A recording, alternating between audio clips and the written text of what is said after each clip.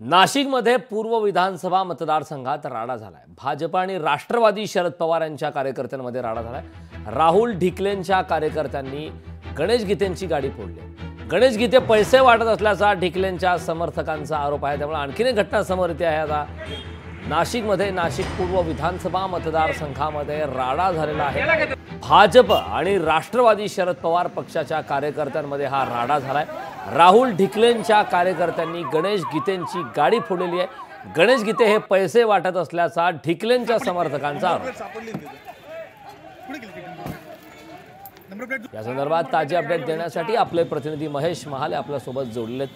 महेश, नाशिकमध्ये पूर्व विधानसभा मतदारसंघात राडा झाला आहे, तर कार्यकर्त्यांनी गणेश गीते यांची गाडी फोडल्याची माहिती मिळते आहे। काय या घटनेसंदर्भात सविस्तर माहिती, नेमकं काय झालं होतं?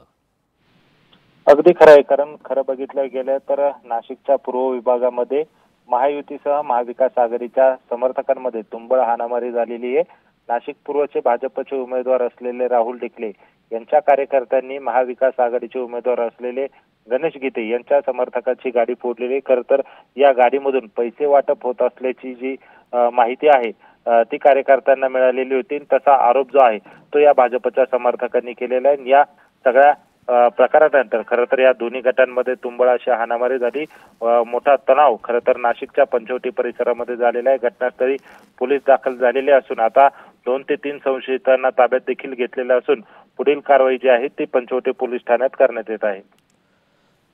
नक्कीच महेश, नाशिक पूर्व विधानसभा मतदारसंघामध्ये हा राडा झाला आहे। खरं तर प्रचाराच्या तोफा आज थंडावलेल्या आहेत।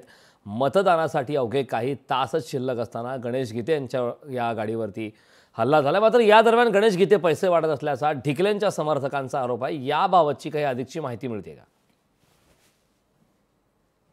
आता पुढील तपास जो आहे तो पोलीस करताय। मात्र आरोप जो आहे हा भाजपच्या समर्थक आणि राहुल ढिकलेंच्या कार्यकर्त्यांकडून करण्यात आलेला आहे। त्यांच्यामध्ये खरं तर या गाडीमधून पैसे वाटप करण्यात येत होतं। मात्र गणेश गीते यांचे समर्थक हे स्लिपा वाटत असल्याचा जे आहे ते त्यांच्याकडून स्पष्टीकरण देण्यात येत आहे। त्यामुळे आता एकूणच काय घडलेलं आहे याबाबतचा तपास हा पंचवटी पोलीस निरीक्षक मधुकर कड हे करताय। नक्कीच महेश, नाशिक पूर्व विधानसभा मतदारसंघामध्ये हा राडा झालाय। आपण जी दृश्य पाहतोय त्यामध्ये गाडीच्या काचा फुटल्याचं देखील पाहायला मिळत आहे। या संदर्भात काय माहिती आहे? कारण मोठ्या प्रमाणात नुकसान झाल्याचं दिसतं। अगदी खरं आहे, कारण खरं बघितलं गेलं तर पंचवटी मतदारसंघामध्ये या अगोदर देखील असा राडा जो आहे तो घडलेला होता। या अगोदर देखील हा वाद जो होता तो कार्यकर्त्यांमध्ये समोर आलेला होता। महाविकास आघाडीचे उमेदवार गणेश गीते यांच्या कार्यकर्त्यांकडून आणि समर्थकांकडून पंचवटी परिसरामध्ये पैशांचं वाटप होत असल्याचे आरोप त्यावेळेस झालेले होते। आणि तसा प्रकार गोकुळ गीते यांची देखील गाडी त्यावेळेस तोडफोड करण्यात आली होती। त्यानंतर आता हा पुन्हा एकदा प्रकार समोर आलेला आहे। त्यामुळे आता पोलीस हा सगळा प्रकार कशा पद्धतीने हाताळतात हे देखील पाहणं तितकंच महत्त्वाचं ठरणार आहे। महेश, पोलिसांच्या माध्यमातून या संदर्भातला तपास तर सुरू आहे, मात्र नेमकी कोणत्या कार्यकर्त्यांनी गाडी फोडली, त्यांना ताब्यात घेण्यासाठी काही प्रयत्न सध्या सुरू आहेत का? त्याबाबतची काही अधिकची माहिती गणेश गीते यांच्या माध्यमातून मिळाली का? राहुल ढिकले यांच्या समर्थकांकडून खरं तर ही तोडफोड जी आहे ती करण्यात आलेली आहे। आणि याच ठिकाणी खरं तर पूर्व विभागामध्ये महाविकास आघाडी आणि महायुतीचे कार्यकर्ते यांच्यामध्ये तुंबळ अशी हाणामारी झाली। आणि या सगळ्या प्रकारानंतर आता पंचवटी पोलीस ठाण्याकडनं 2 ते 3 संशयितांना ताब्यात घेण्यात आलेलं आहे। आणि पुढील कारवाई जी आहे ते आता पोलीस ठाण्याकडून करण्यात येत आहे। आता यामध्ये नेमकं दोषी जो असेल त्याच्यावर योग्य ती कारवाई करण्यात येईल असं आश्वासन देखील पोलीस विभागाकडून देण्यात आलेले आहे। त्यामुळे सध्या तरी वातावरण जरी स्थिर असलं तरी मतदानाला अवघे काही तास शिल्लक असताना अशा पैसे आणि वाटण्याच्या कारणावरून ज्या हाणामारीच्या ज्या घटना आहेत त्या समोर येत असल्याने खरं आता उद्याच्या दिवशी नेमकं कसं घडतं हे पाहणं देखील तितकंच महत्त्वाचं ठरणार आहे। कारण महेश, ज्या ठिकाणी हल्ला झालाय त्या ठिकाणचे दृश्य आपण लोकशाही मराठीवरती पाहतोय। त्या ठिकाणी मोठ्या प्रमाणात लोकांचा जमाव जमल्याचं पाहायला मिळतंय।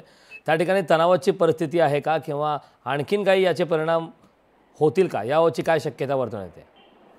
अगदी खरं आहे, कारण खरं बघितलं गेलं नंतर ही तुंबळ हाणामारी झाली त्यावेळेस परिसरातील नागरिक देखील त्या परिसरामध्ये मोठ्या प्रमाणात जमलेले होते। आणि मात्र घटनास्थळी पोलीस हे तात्काळ दाखल झाल्यानंतर हा प्रकार जो आहे तो आटोक्यात आणलेला आहे। पोलिसांनी संशयितांना अटक केलेली आहे, तर जमावाची जी पांगव आहे ती देखील करण्यात आलेली। त्यामुळे आता तरी वातावरण स्थिर आहे। त्यामुळे पोलिसांकडनं देखील आता अतिरिक्त बंदोबस्त जो आहे तो अनेक ठिकाणी असा तैनात करण्यात आलेला आहे आणि जे भरारी पथक आहे त्यांची देखील नेमणूक करण्यात आलेली, जेणेकरून असे प्रकार घडू नये यासाठी पोलीस विभाग देखील आता सतर्क झाल्याचं आपल्याला बघायला मिळतंय. नक्कीच महेश, या संदर्भातले अपडेट वेळोवेळी आपल्याकडनं घेतच राहू. मात्र तुर्तास तरी या महत्त्वपूर्ण अशा माहितीसाठी खूप खूप धन्यवाद.